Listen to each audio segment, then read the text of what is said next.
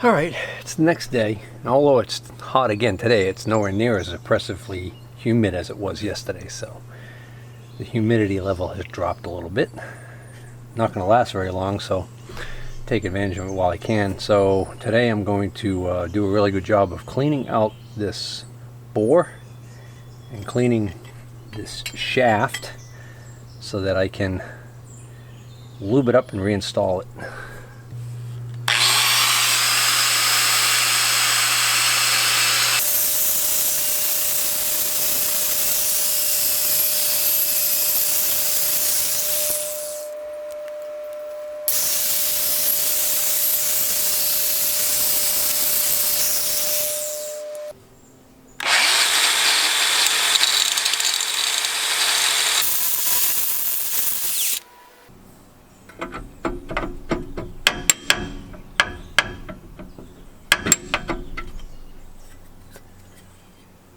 Now we're just going to clean up this hole.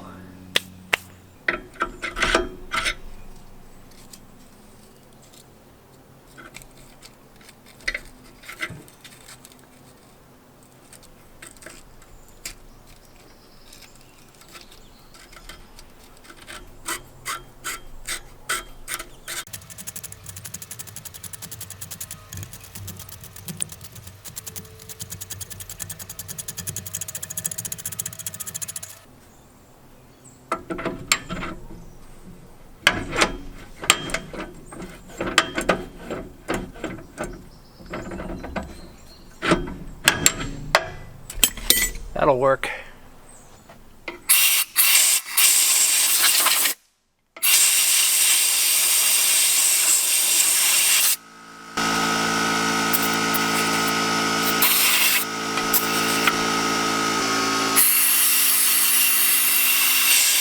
That'll clean out any oxide particles left inside here that I don't want that grit to mix with the grease that I put in there and just wear it over time.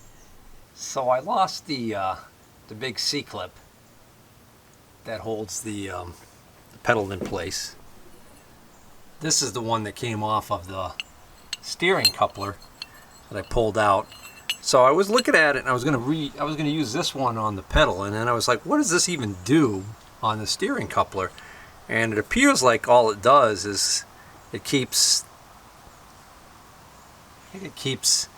this from being able to pass through this hole, which right now it doesn't want to pass through this hole, but that's because this plate is all bent up from my hard work at getting this out. But more importantly, I just noticed I bent this whole shaft. This was seized in there so badly that when I was prying up on it underneath here, I bent it. So if I can't bend that back without breaking it successfully, then I'm going to have to buy a new one of these steering couplers, which luckily I think they sell these aftermarket on eBay, but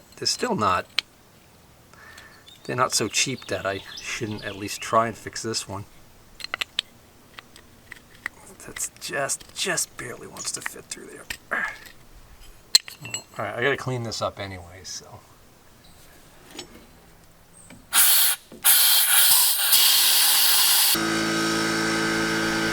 Well, I was able to put this in my press and bend this back pretty straight.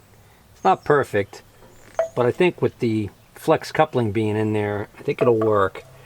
If I end up deciding that it feels like it's binding too much when I turn the wheel, then I will I'll order a new one of these couplings, but for right now, I'm gonna go with this one.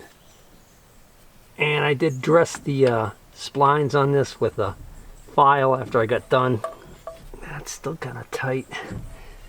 Let's see what I can do about cleaning out the grooves on those splines. Well, I can't figure out where that clip went flying to when I took it off, and the clip for the steering shaft is larger. So I went to the store and got this clip, but of course they don't have metric ones. So this clip doesn't quite fit right, but I'm going to just grind a little bit off of this ear and that tab right there, and it should be okay. And that's it. Alright, I got the pedal in, I got the clip on. I think that was the last of the difficult things to do here. Now we're just going to basically put everything back together and should be all set. Okay, I've got this thing reassembled enough so that I can start it up and test it out, just to see if my throttle cable and everything's working correctly.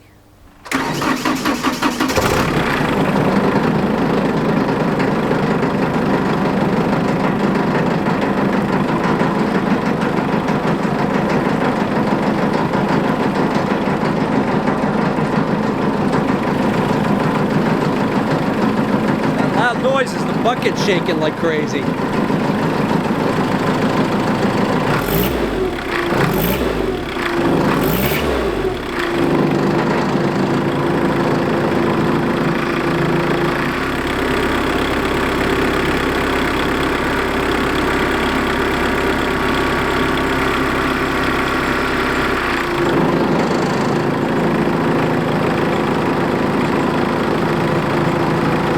Maybe it's idling a little too low.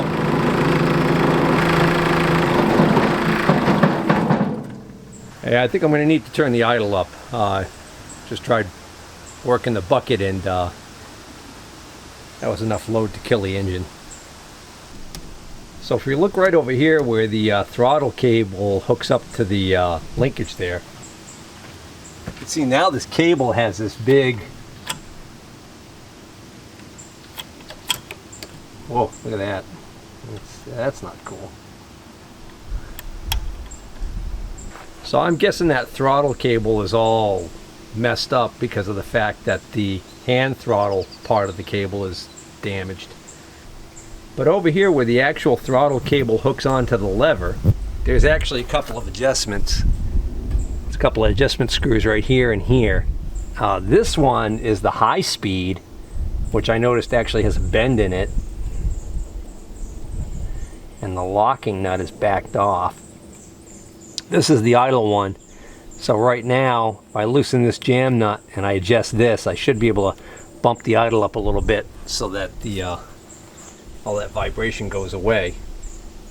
I don't know how accurate that tachometer is. I do know I don't like that shaking. So according to the tachometer, it's idling at about 950 RPM.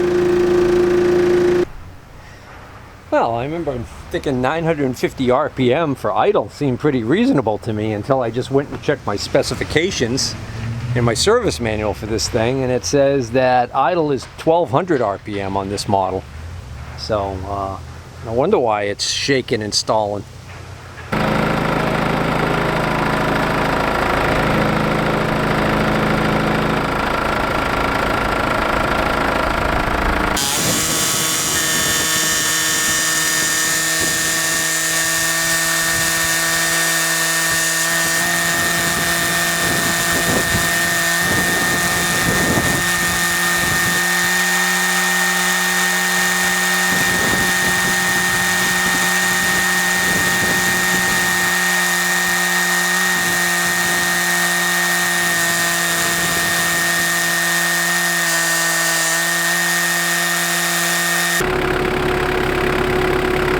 About 1150 RPM on the tachometer on the dash, which again, to properly set this, I probably should be using a service tachometer, but I think that's going to be okay.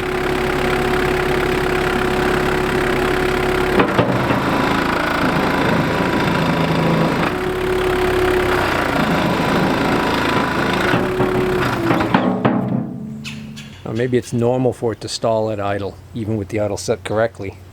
When I run the hydraulics, that is quite a load on the thing, right? So if anybody out there knows JCBs, I'm wondering if you could tell me why it's making this noise out of the rear hydraulic section.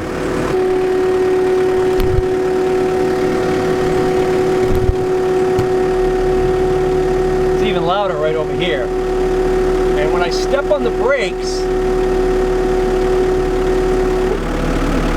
it stops.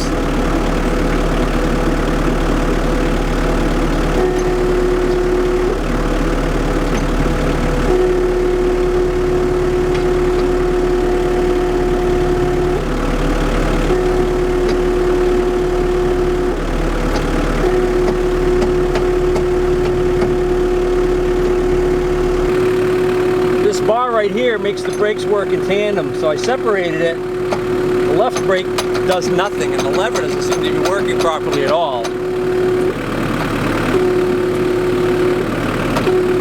right brake seems to be doing something.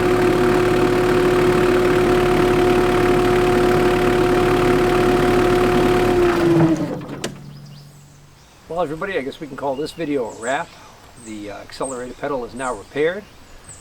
I was pretty surprised at how long it ended up taking me to do this job, and I just don't know what to say. It was exhausting. It's very hot and humid. Anyways, if you like this video, please hit the like button. If you're not already a subscriber, please consider subscribing, and please consider sharing this video. Until next time, thanks for watching. Take care.